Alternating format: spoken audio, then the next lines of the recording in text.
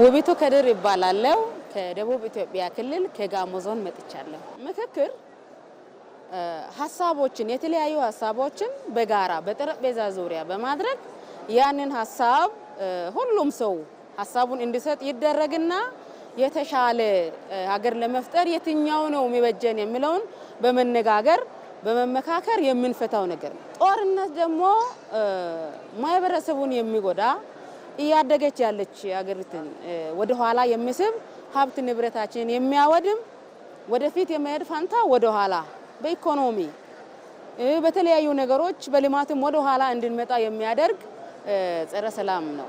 ስለዚህ ምክክሩ እጅግ በጣም የተሻለ ነው። ኢትዮጵያውያን መመካከር አዋጭነት አለ።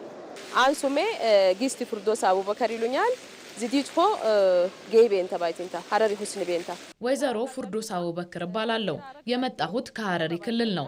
እንደሚታወቀው ምክክር ማህበረሰቡ ለረጅም ዘመናት ሲያነሳቸው የቆዩ ጥያቄዎችን የሚመልስ ሂደት ነው። ይህ ሂደትም ሰላምን፣ እድገትንና የተሻለች ኢትዮጵያን ይፈጥራል።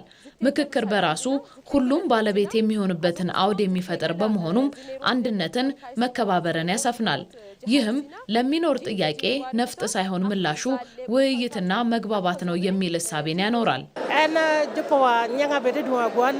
ምክክር ለኛ ይጠቅመናል። ወደዚህ ምክክርም የመጣ ነው ሁሉም ቦታ ያሉ ችግሮቻችንን በጠመንጃ ሳይሆን በጠረጴዛ ዙሪያ ለመነጋገርና ለመፍታት ነው። ሁላችንም በጋራ ተነስተን ልማትን ለማፋጠንና ጥሩ ስራዎች እንዲሰሩ ምክክሩ ወሳኝ ነው። የውስጥ ችግሮቻችንን የምንፈታው ጦር በመማዘዝ ሳይሆን በመነጋገር ነው። ስለዚህ እሱ ላይ ትኩረት ማድረግ አለብን። ለምክክሩም በጋራ ልንሰራ ይገባል። ብርሃኑ ወራሳ ዳዮሊ እሺ አኒ ዳገነከ ብርሃኑ ወራሳ ባላለው ከጌዲዮ ዞን ዲላ ነው የመጣሁት።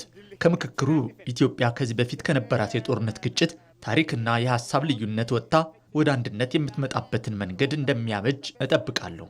ይህም ሰላሟ የተጠበቀ የለማች ኢትዮጵያን ይፈጥራል የሚል ትልቅ እምነት አለኝ።